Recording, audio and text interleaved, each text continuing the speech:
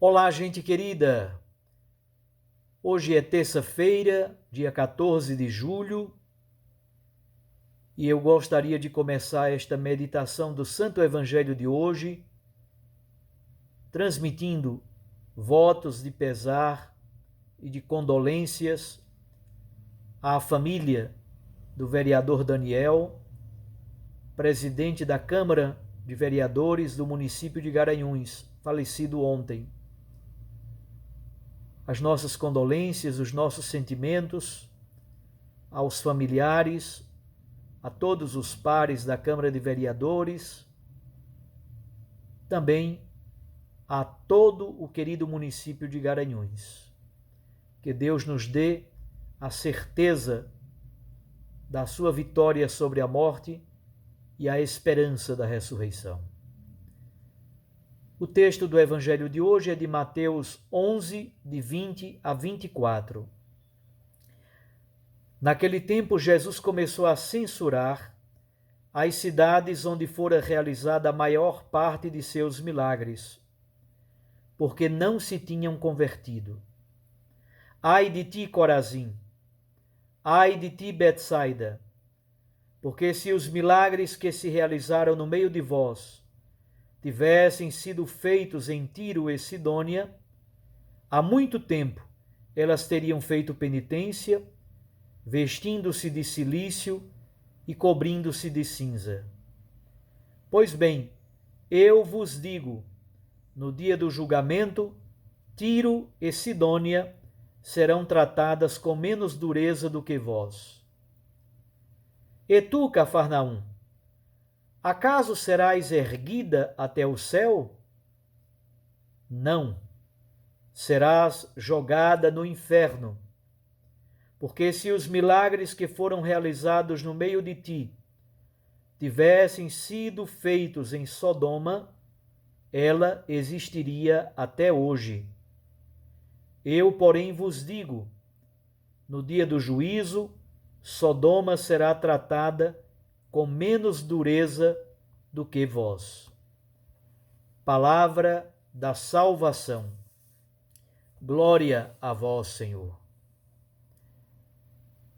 Minhas irmãs e meus irmãos, nós estamos nesse bloco do Evangelho de Mateus, composto pelos capítulos 11, 12 e 13.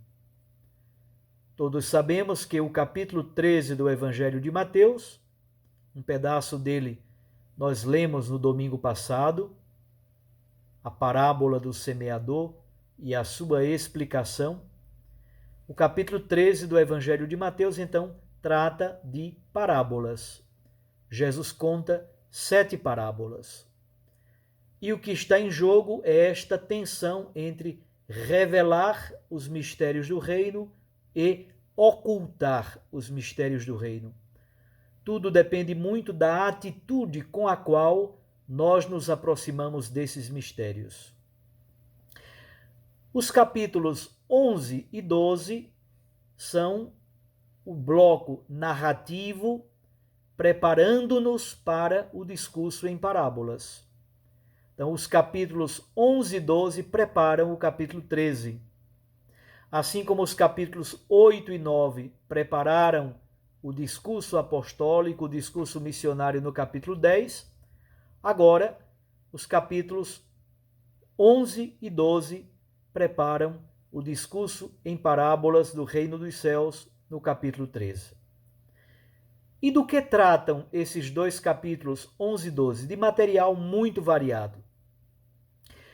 Primeiro, Mateus revela vários conflitos para mostrar como Jesus, embora ele se revele, as pessoas estão como que entorpecidas, endurecidas e não querem acolhê-lo, não querem acolher o mistério que ele revela. Jesus é incompreendido por João Batista, Jesus é recusado pelos seus familiares, Jesus é recusado pelas cidades à beira do lago, é o texto do Evangelho de hoje. Jesus é contestado pelos chefes do povo, Jesus é caluniado como exorcista, acusam-no de fazer milagres em nome de Satanás. E finalmente os fariseus fazem um complô para matar Jesus. Então percebam quantos conflitos e quantas dificuldades. De algum modo, não obstante Jesus se revele, na verdade parece que ele está oculto e as pessoas não conseguem abarcá-lo, abraçá-lo, apreender o mistério que ele revela. No entanto, Jesus revela os mistérios do reino. Jesus nos dá o conhecimento do Pai. Jesus é o mestre que ensina com autoridade. Jesus é mestre superior ao templo, superior a Jonas, superior ao rei Salomão. Ele se revela como o Filho do homem, como o Senhor do sábado, como servo de Deus, como o Messias crucificado e ressuscitado, o descendente de Davi, o vencedor de Satanás. E, no entanto, mesmo revelando tanto de sua identidade, as pessoas estão entorpecidas e não querem acolhê-lo, não querem receber os mistérios que ele revela. Cristo, portanto, oculta esses mistérios aos pretensos sábios e entendidos e os revela aos pequeninos. Jesus então revela a sua identidade de Messias, de Senhor do sábado, de Messias de perdão e de misericórdia, um Messias que tem a missão da libertação, um Messias destinado à morte e à ressurreição, Filho do homem, Filho de Deus. Ele vai revelando toda a sua identidade. No entanto, muitos preferem não acolhê-lo, não compreender aquilo que ele revela e por isso ele permanece oculto. É nesse contexto que se compreende o discurso em parábolas do capítulo 13, mas é também nesse contexto que se compreende o trecho do Evangelho de hoje. E o que temos no Evangelho de hoje? 3 cidades de um lado, 3 cidades do outro lado. Do lado de cá estão Betsaida, Corazim e Cafarnaum. 3 cidades onde Jesus realizou grande parte do seu ministério público. Do outro lado estão Tiro, Sidônia e Sodoma. 3 cidades que foram profundamente marcadas pelo juízo de Deus. Vamos então observar com mais clareza a comparação entre essas 3 cidades de um lado e 3 cidades do outro. Betsaida está à beira do Mar da Galileia, era a cidade de Pedro e André, está na margem nordeste do Mar da Galileia. Não temos muita clareza de quais milagres, que pregações, o que Jesus diz, o que Jesus realizou em Betsaida. Não temos maior clareza, mas o próprio Jesus está dizendo que lá em Betsaida ele realizou coisas grandiosas do seu ministério. Cafarnaum era a cidade de Jesus. Quando Jesus saiu da sua aldeia Nazaré, uma aldeiazinha pequena de 300 habitantes, e foi morar na cidade de Cafarnaum, à beira do Mar da Galileia, foi exatamente quando ele iniciou o seu ministério público.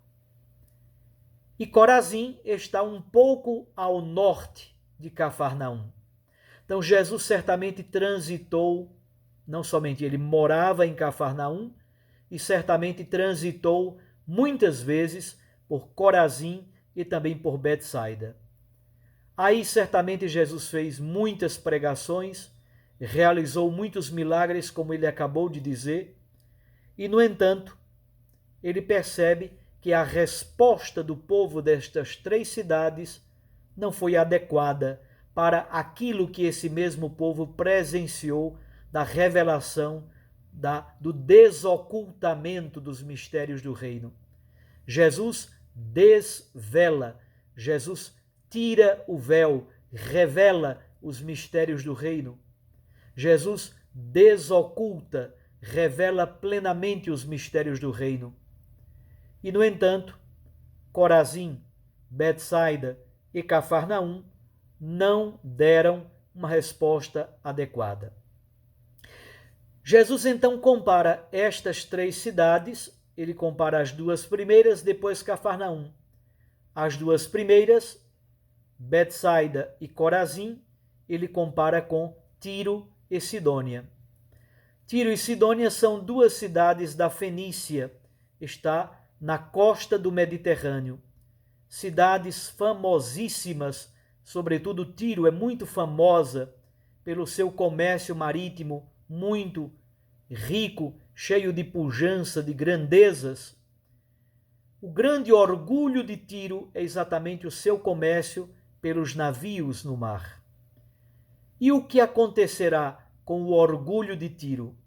É preciso que vocês leiam Isaías capítulo 23. Em Isaías capítulo 23, aí se revela o grande juízo de Deus sobre a grande cidade de Tiro. Então, Tiro e Sidônia recebem o juízo rigoroso de Deus e são punidas gravemente por causa do seu orgulho, da sua soberba, sobretudo esse orgulho, essa arrogância se devia ao comércio marítimo e à grandeza econômica. Finalmente, Sodoma. Jesus compara Cafarnaum a Sodoma. Para compreendermos Sodoma, é preciso ler Gênesis capítulos 18 e 19. O que aconteceu com Sodoma no capítulo 19? O grande pecado de Sodoma é o pecado da não hospitalidade. Os habitantes de Sodoma pecam contra a lei da hospitalidade. E também pecam porque pretendem praticar sodomia, relações contrárias à natureza, segundo a Bíblia diz, práticas de homossexualidade. Mas, sobretudo, o grande pecado de Sodoma é não respeitar a lei da hospitalidade. O que acontecerá com Sodoma? Sodoma será destruída. Portanto, Tiro, Sidônia e Sodoma são 3 cidades profundamente marcadas pelo juízo rigoroso de Deus. O que então podemos concluir no trecho do Evangelho de hoje? O grande pecado de Corazim, de Betsaida e de Cafarnaum, o grande pecado é conhecer Jesus e não aceitá-lo. É por isso que o trecho do Evangelho de hoje é para nós abrirmos os olhos, sairmos de nossa cegueira. Jesus diz: ai de ti, ai de ti, ai de ti.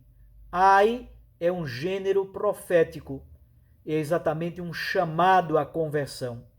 Revela-se o juízo de Deus e nós não podemos mais recusar a hora de Jesus. É a hora da graça, é a oferta da salvação. Essa recusa ao apelo de conversão, não percebermos os sinais de Deus, esse é o grande pecado e é o objeto do juízo de Deus, que tem inclusive uma valência, tem uma dimensão de eternidade. Então, a recusa ao plano de salvação que Deus nos oferece, à sua graça oferecida gratuitamente. Essa recusa tem inclusive implicações de eternidade. Ai também de nós, porque nós conhecemos o Senhor e nem sempre nós o acolhemos com um coração generoso. Rezemos então hoje, oremos com profundidade sobre a situação de Corazim, Betsaida e Cafarnaum, que na verdade somos também nós, que temos acesso ao Evangelho, temos acesso à pregação apostólica, temos acesso à palavra de Deus a cada dia, temos acesso à Santa Eucaristia e nem sempre nos convertemos como deveríamos. Oremos sobre isso e procuremos praticar a palavra de Deus com toda profundidade. Recorde sempre que a palavra aquece o coração, a Eucaristia nos lança para a missão. Fique com Deus, com sua Mãe Maria Santíssima, e eu os abençoo. Em nome do Pai, e do Filho, e do Espírito Santo. Amém.